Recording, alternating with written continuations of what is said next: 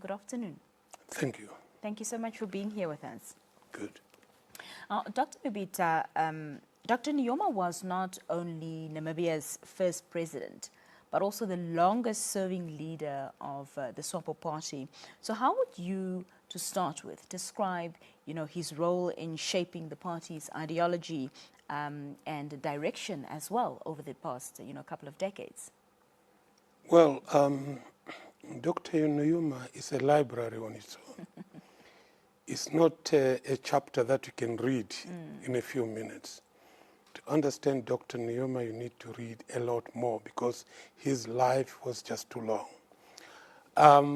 I first met him personally August 1976 when we were coming from our military training camp in Congo, Tanzania.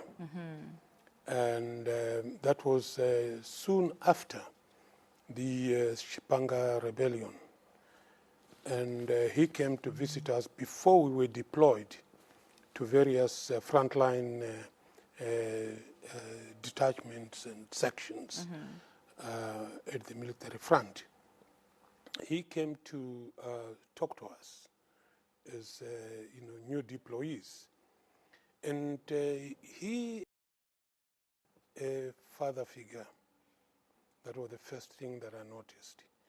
Because in his engagement, he told us we left our parents' home.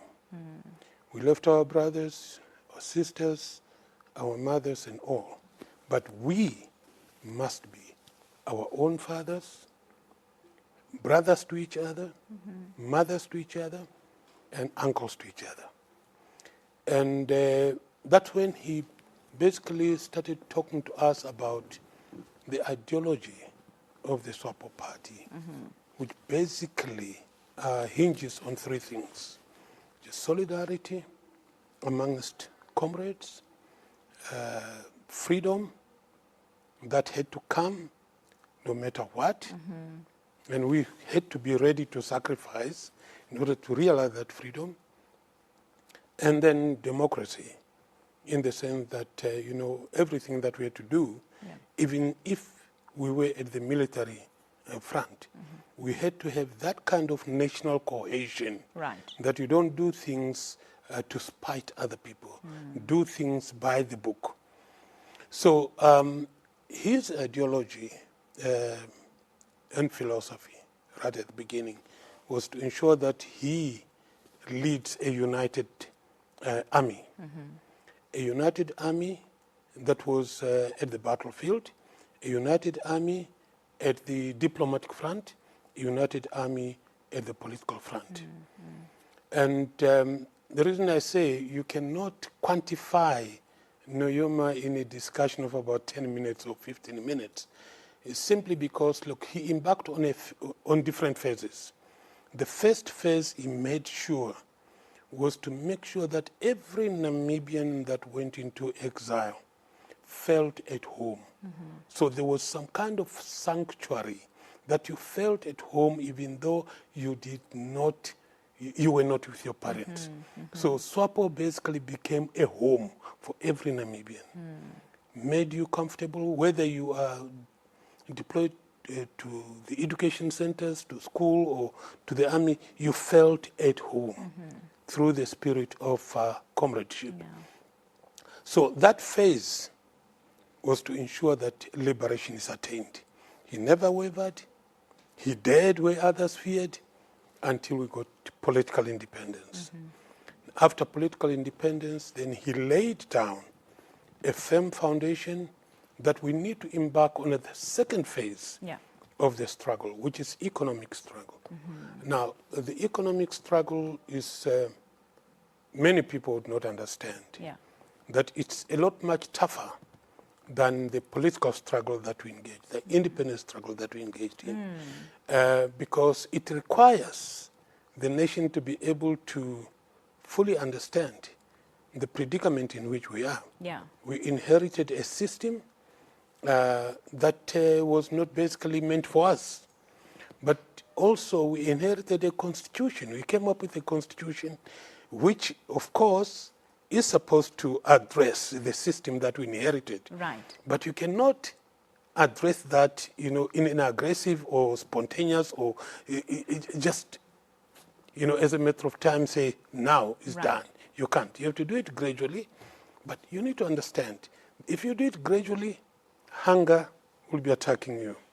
And hunger is one friend that never disappears. It's permanently there. So, look, he laid that foundation. And obviously, other leaders took over from there. Yeah.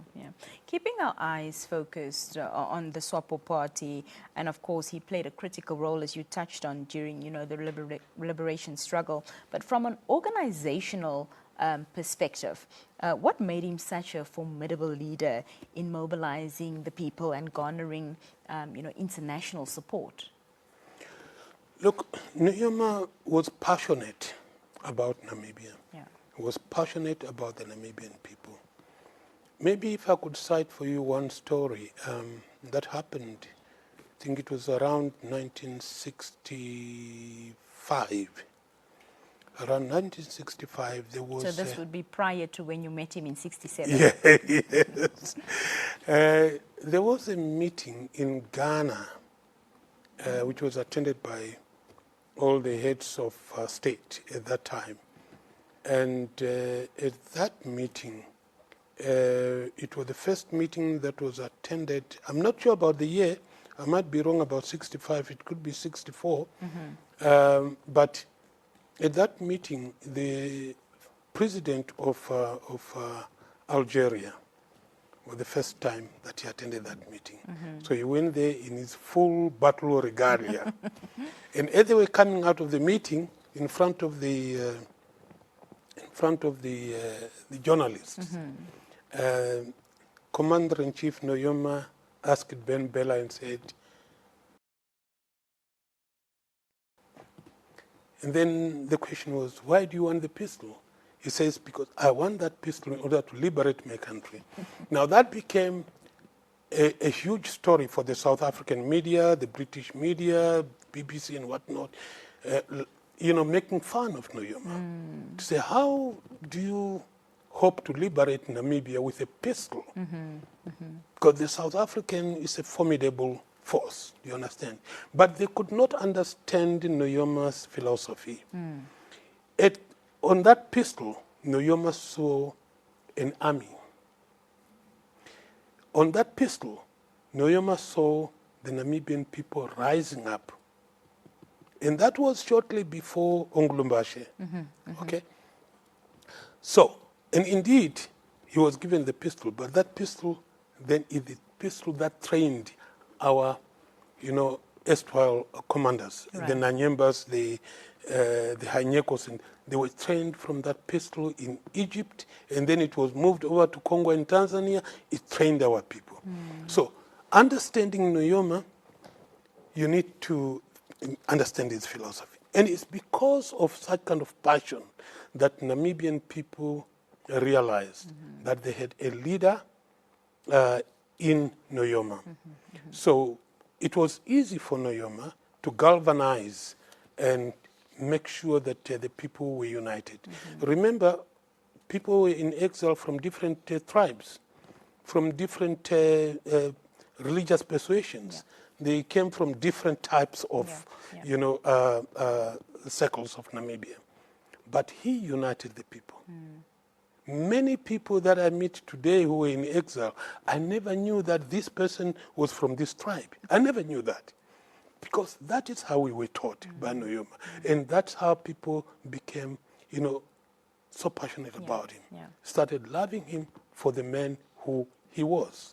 Having known him for so many years, Dr. Mubita, are there any personal encounters or moments that stand out for you, reflecting today on his leadership, his wisdom, or even his personality behind the scenes? Well, I should say I'm one of the few blessed people in terms of encountering our Commander-in-Chief. My first encounter, he was my Commander-in-Chief. I was in the Army, People's Liberation Army of Namibia, for about 3 years. But when I left the Army, I joined radio. And when I joined radio, I was basically in charge of all the 7 radio stations of SWAPO. So almost every Central Committee meeting, the outcome of Central Committee meeting, I had to do an interview with him. But that is only then. But there were a number of other engagements where I would sit and have an interview with him, including the last interview before he came back to Namibia. So yes, there was that kind of connection between me and him because, you know, as a media person, there were times he would just call. Yeah. He would call Comrade Idibo and say, "Can you call Charles, please? I need to talk to the Namibian people."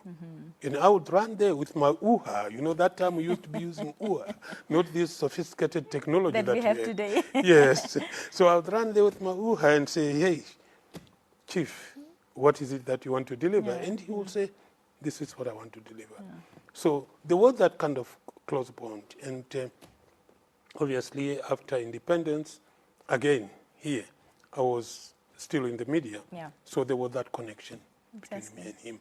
But the most latest of them all was when I basically was made to become the national coordinator of the SWAPO Party School.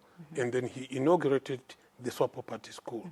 And he said to me, "You know where the school, the political ideology school of the party school comes from, Yeah. of the SWAPO Party. This thing of training our people ideologically started from way back." And I knew that. You were in charge of radio stations, so you know the role of ideology in our people. Yeah, yeah. So that was something that he said to me personally, and I took it that, you know, the importance of the school is something that he believes, because he is of that school of thought that, you know, politics should lead the gun. Yes. The gun should not lead politics.